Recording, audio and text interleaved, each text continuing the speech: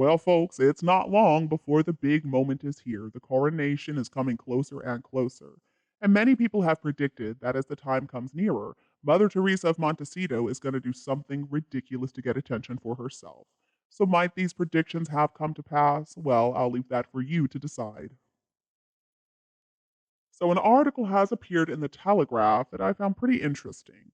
The gist of the article is about how Meghan wrote to King Charles right after the Oprah interview. And in that letter, she talked about her belief in unconscious bias within the royal family. Now, supposedly, in that letter, she also named the mysterious royal who made those comments about Archie's skin color before he was even born. According to the article, the fact that the king did not answer Meghan's letter to her satisfaction played a big role in the choice not to come to the coronation. This article reads as pretty pro Meghan to me, and it seems to try to portray the king in a negative light. And originally, I didn't pay so much attention to the article. It doesn't name any of the sources, and while it is a bit sensational, to me it didn't seem all that plausible. So I assumed this was basically a pot shot at the king. Well, it seems I couldn't have been more wrong in this situation. Meghan released a statement right after. It was tweeted out to everybody by whom else but Omid Scooby Doo. And it turns out that Meghan really did write that letter, and her statement is hilarious. I would love to know when Megan started going about her life in the present. 4 months ago, let's remember, she participated in that six-part docu-series that showed that her entire life and her money are certainly rooted in the past. In fact, I didn't see any indications that she wants to move forward and doesn't want to look back. I swear, this whole mess reminds me of that old movie Groundhog Day, where he has to relive the same day over and over again. I seem to remember that the very same kind of denials were issued where Meghan and Harry claimed they didn't have anything to do with the creation and content of Finding Freedom. And so then there was a court case that exposed the lies for what they were.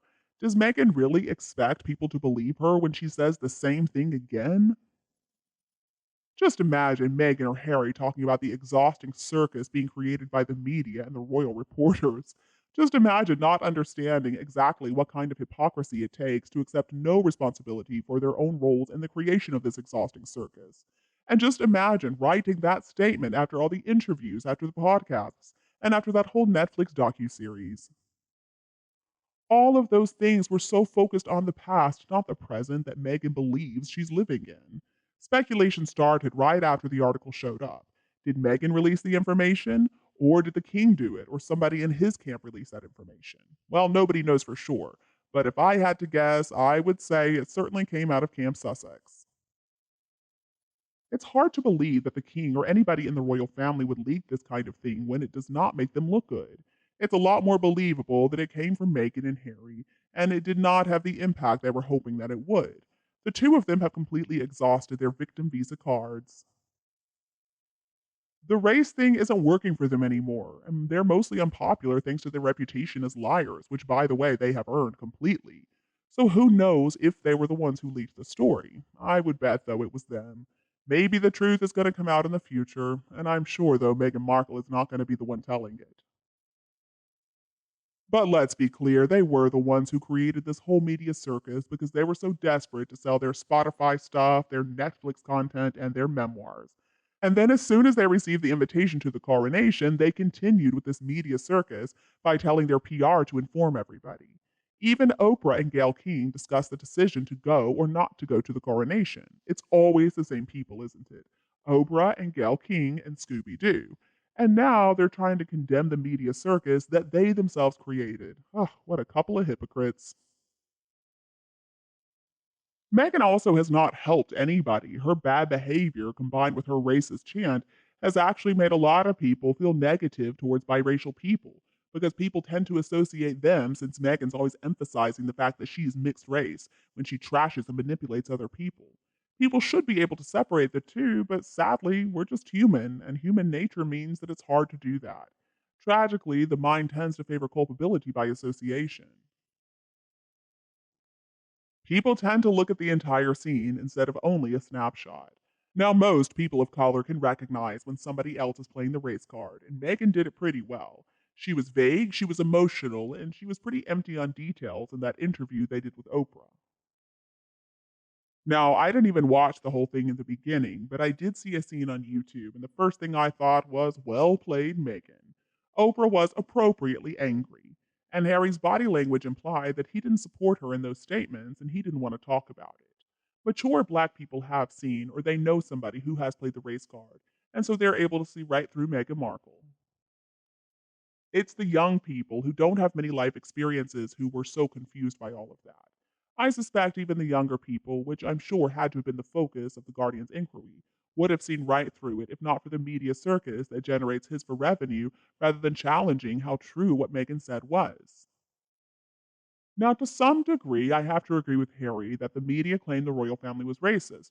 But for almost 2 years, Harry, knowing that wasn't true, didn't bother to correct Meghan publicly for money, which makes him just as disgusting as she is. Most people who have supported Meghan and hitched themselves to her train wreck have invested about 5 years of their life in their belief in Meghan. Some people are strangely devoted to her. In spite of all the lies she has told and the fact that Harry has now provided clarity on that race issue, they cannot break free of the emotional investment that has become a part of their being. It's much like being addicted to drugs or alcohol. Many of them were isolated at home during COVID, and they just stayed on Twitter and her other blogs, and that helped to immerse themselves in Meghan Markle's speak. Meghan and their devotion to her fill an empty space in their souls. And until they can find something good and positive to fill that emptiness, their devotion to Meghan is going to still hold them no matter what. Is Meghan a heroine, though? Absolutely not. When they got married in the beginning, people were happy for Harry and Meghan. I mean, Charles did so much to show his support for Meghan, he even walked her down the aisle. Meghan didn't bother inviting her family because I guess she was a little concerned they might tell the truth about her. Instead, she invited a bunch of Hollywood celebrities she didn't even know, and neither Meghan nor Harry saw any problem with the British taxpayers paying £30 million for that wedding. But then Meghan tried to claim that they actually got married the day before. They actually went on international TV and said that the royal family was racist, and it would be so harmful for the person if it was revealed who said something, but it was certainly not the late Queen or Prince Philip.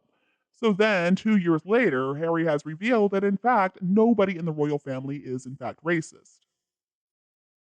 And William had to answer the media asking if the royal family is racist, and Harry just allowed all of this to happen to his own family. The Queen and Prince Philip were in their last years on Earth. Harry was not in the UK to visit his late grandmother, but then when he found out that she was at the end, out of guilt, he wanted himself and Meghan to be there at her bedside. Why would the royal family let them do that after all the pain they caused her in her last years? I mean, working an hour a week for their charity Archwell? How could anyone consider that to be real work? That is not work. That's just pretending to care, pretending to be involved.